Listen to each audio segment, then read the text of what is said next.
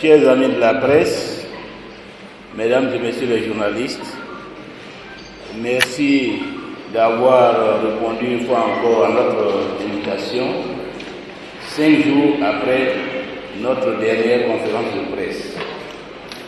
Cette conférence de presse se tient dans la ligne droite qui nous conduit au 31 octobre, mais aussi après une triste nouvelle que nous avons tous reçue. Il s'agit de la brutale disparition du ministre de la décentralisation et de l'administration du territoire. À des degrés divers, nous avons tous eu, en tant que responsables politiques, à présenter nos condoléances. Je voudrais, à l'occasion de cette conférence de presse et au nom de tous les leaders politiques de l'opposition, au nom du président Henri Bédié, adresser encore une fois nos sincères condoléances au gouvernement, à la famille de Lydis disparu, à son épouse et à ses enfants. C'est un haut cadre du pays qui part à la tâche, au-delà de nos divergences politiques, au-delà de la crise que nous vivons avec le gouvernement. C'est l'un des nôtres qui nous quitte et il est tout à fait compréhensible que l'ensemble de l'opposition s'associe au deuil qui frappe à la famille du ministre Sidiki Diakité, à son épouse et à ses enfants. Ceci dit, je voudrais dire que cette conférence de presse se tient afin de procéder à un nouveau bilan de la crise électorale que traverse notre pays, en vous donnant toutes les précisions, notamment sur la répression sanglante et arbitraire à laquelle se livre le pouvoir et que nous aurons l'occasion de présenter tout à l'heure à travers l'écran. Nous nous prononcerons également sur la stratégie du chaos dans laquelle Alassane Ouattara a décidé de plonger la Côte d'Ivoire après le 31 octobre 2020. Un chaos dont il a précisé les contours dans différentes interviews accordées à la presse française. En ce qui concerne le bilan matériel et humain de la crise, 11 jours après le lancement de la phase active, nous pouvons affirmer que le peuple ivoirien s'est approprié le mot d'ordre de désobéissance civile avec volontarisme et avec un courage remarquable. Au nom du président Henri Bédié et de tous les leaders de l'opposition ivoirienne, je voudrais une fois encore adresser nos vifs remerciements à nos compatriotes et les inviter à poursuivre ce combat qui est en passe d'être gagné. La victoire est toute proche. Alassane Ouattara est d'ailleurs bien obligé d'en tirer les conséquences, car désormais, incapable de tenir son élection fictive sur l'ensemble du territoire, il a annoncé la fermeture de plus d'un bureau de vote sur 2. C'est la reconnaissance spectaculaire de la force de la mobilisation contre le 3e mandat. À l'heure où je vous parle, après recoupement des informations en notre possession, notamment de sources policières, judiciaires et hospitalières, le bilan que nous pouvons dresser de la désobéissance civile se présente comme suit.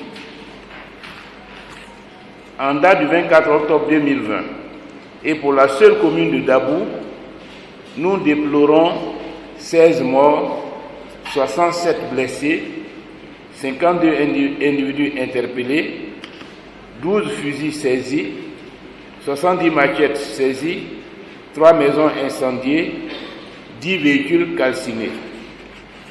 Au niveau national, les chiffres consolidés font état de 70 morts, 211 arrestations, 32 fusils saisis, 300 machettes saisies, 404 maisons incendiées, 42 véhicules calcinés.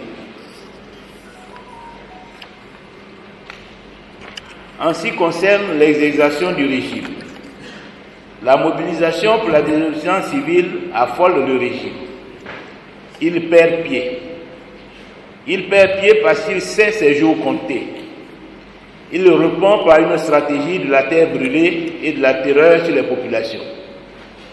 Il piétine en vérité toutes nos valeurs de dialogue, d'unité et de fraternité. Il aurait pu privilégier le dialogue, saisir notre main tendue, accepter l'ouverture de vraies négociations sur nos différends, sous la médiation de la CEDEAO et de la communauté internationale. Il a choisi au contraire de consécuter les missions internationales en les réduisant à une simple instance d'observation, ce qui n'est bien sûr pas acceptable pour nous. À ce stade, nous avons besoin d'un facilitateur impartial dans le cadre d'un dialogue inter-ivoirien et non d'un observateur passif et placide. Notre pays est en danger. Il est en danger parce que la réconciliation a été bradée. La négociation est ignorée par un clan de pyromanes. Alassane Ouattara attise la haine et joue une ethnie contre une autre, insensible aux nombreux morts que nous pleurons chaque jour et au risque de déclencher une guerre civile dont nous connaissons tous la dangerosité. Ailleurs en Afrique, dans d'autres pays, on a payé un lourd tribut à ce genre de politique. Je pense au Rwanda, où cette haine s'est traduite par la volonté d'extermination d'une communauté. Le Rwanda, qui a réussi son processus de réconciliation, a su se donner les moyens, parce que ses dirigeants l'ont ardemment voulu. Nous souhaitons qu'en Côte d'Ivoire, l'exemple rwandais de réconciliation nationale nous inspire. En entendant, sur le terrain, la violence du régime est une réalité désormais totale. Mais comment le pouvoir ose-t-il afficher un tel mépris pour les morts dû à sa politique de division et affirmer aux médias internationaux que la réconciliation nationale a été faite et que le processus électoral se déroule pacifiquement? M. Ouattara a-t-il le sentiment que la Côte d'Ivoire d'aujourd'hui ressemble à une nation réconciliée? La violence est partout. Elle est en réalité à la fois physique et institutionnelle.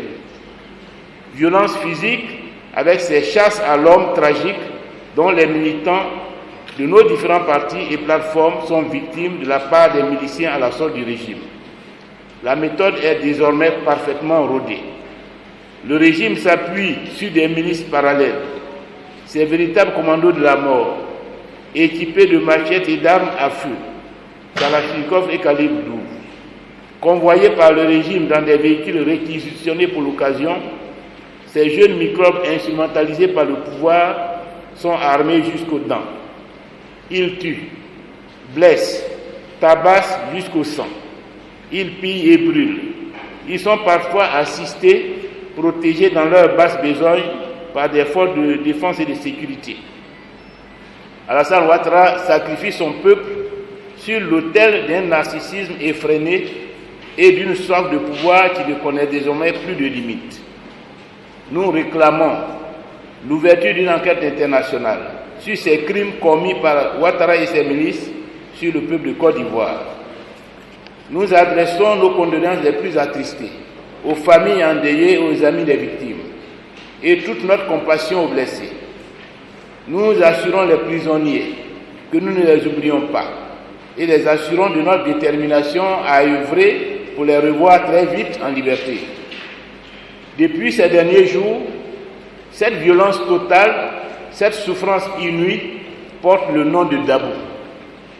Dabou est devenu le symbole de la barbarie du régime envers ses enfants, de la volonté radicale d'éradiquer la légitime désobéissance civile, le symbole du calvaire que traverse le peuple ivoirien en lutte.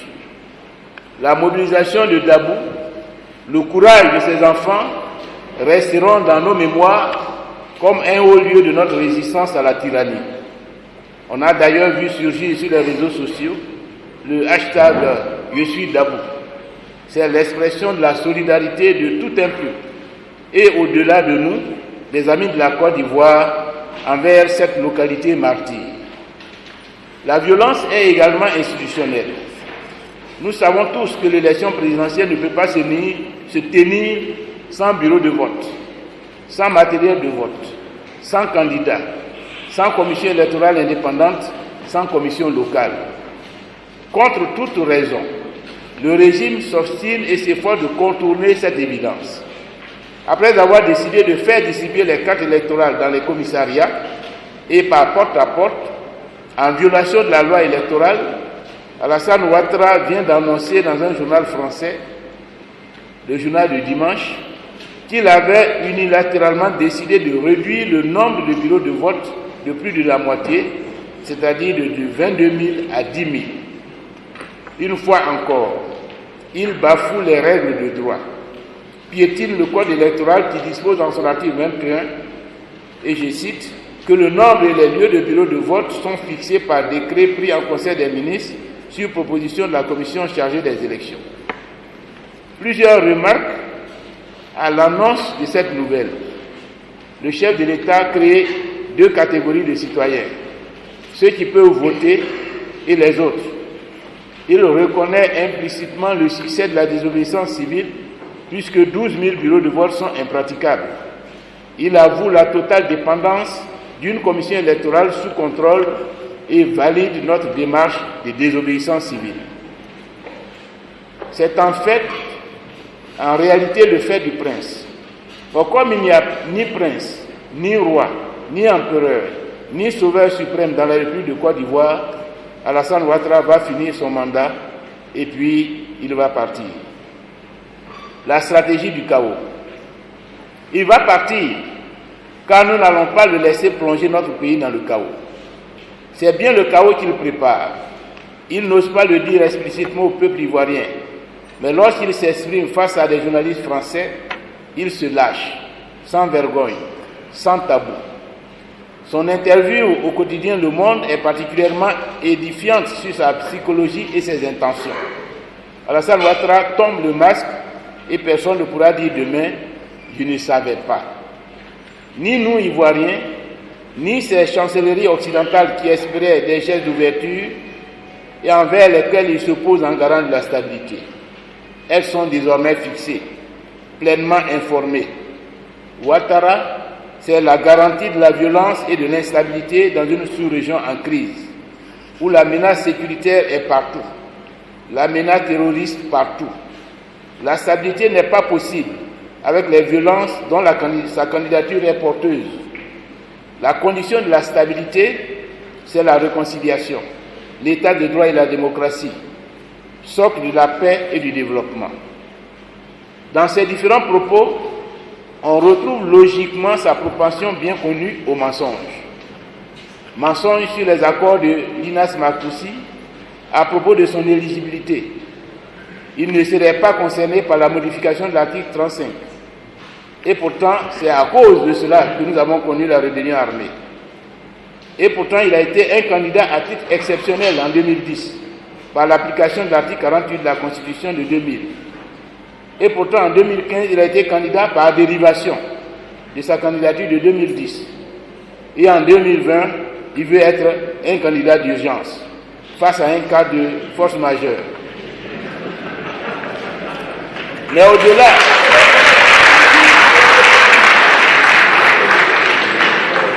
Mais au-delà de ce trait du personnage, l'interview révèle en réalité sur le plan psychologique une série de pathologies lourdes. L'obsession, qui se traduit par une fixation presque névrotique sur la personne du président Henri Konan Bédié. La brutalité et le mépris envers l'autre. Le narcissisme, qui dans cette phase aiguë que traverse Alassane Ouattara, s'accompagne d'un syndrome de l'homme providentiel. La mégalomanie, souvent associée au narcissisme. Le refus absolu du jeu démocratique, avec cette explication qu'il donne d'être candidat par le risque de voir triompher le président Henri Konan Bédié et cette proclamation, je le cite, « Cela, je ne peux l'accepter ». Il avoue que sa candidature s'explique par la haine, mais la Côte d'Ivoire n'a pas besoin de haine pour avancer. En démocratie, c'est le peuple qui tranche. Mais cela, Alassane Ouattara ne peut le comprendre car il a décidé d'être un dictateur. la recherche éperdue de revanche, de la vengeance sur tous les acteurs politiques de ce pays, à l'exception de son clan. Car les intentions à cet égard sont claires et terriblement inquiétantes. Alassane Ouattara annonce une répression démultipliée après le 31 octobre. Il refuse catégoriquement le dialogue, la réconciliation et la paix. Le troisième mandat, c'est la promesse faite d'anéantir purement et simplement l'opposition, avec cette menace, et je le cite, de nous attraper tous après l'élection. Alors je pose la question, va-t-il emprisonner toute la Côte d'Ivoire qui se lève comme un seul homme? Pour ce qui nous concerne, il peut plastronner, menacer, intimider. Aucun d'entre nous n'a peur, car la cause de la liberté et de la démocratie, la cause de notre pays, dépasse nos personnes et nos sorts respectifs. Le troisième mandat, c'est l'assurance de la prison à vie pour Guillaume Soro, qui l'a pourtant si bien servi, au mépris de la séparation entre le pouvoir exécutif et le judiciaire. Dans un état de droit, ce sont les tribunaux qui jugent et condamnent, et pas un individu, aussi puissant soit-il. Le troisième mandat, c'est ce chantage exercé sur Laurent Gbagbo, condamné à attendre l'appel de son procès pour entrer au pays où l'attendent plusieurs années de privation de liberté. Et là, je le dis avec force, on ne pose pas de conditions au retour de Laurent Gbagbo. On ouvre grand les bras pour accueillir Laurent Gbagbo. Le troisième mandat, c'est l'appropriation des institutions et leur utilisation au gré de ses intérêts dans le registre de son seul bon plaisir, avec cette annonce d'une nouvelle réforme de la Constitution pour sortir ses adversaires du jeu politique, avec ce doute sur la nomination d'un vice-président, alors que ce poste a été prévu par la Constitution de 2016 qu'il a fait voter. Imagine-t-on un candidat à la présidentielle dans une démocratie déclarée, et je cite, « Je ne sais pas si je vais nommer un Premier ministre », alors que c'est une exigence constitutionnelle. Le troisième mandat, c'est en réalité un quatrième mandat, avec la probabilité d'une présidence à vie, puisque Ouattara estime, et je le cite, qu'à son âge, il peut faire 2 mandats sans souci. Fin de citation.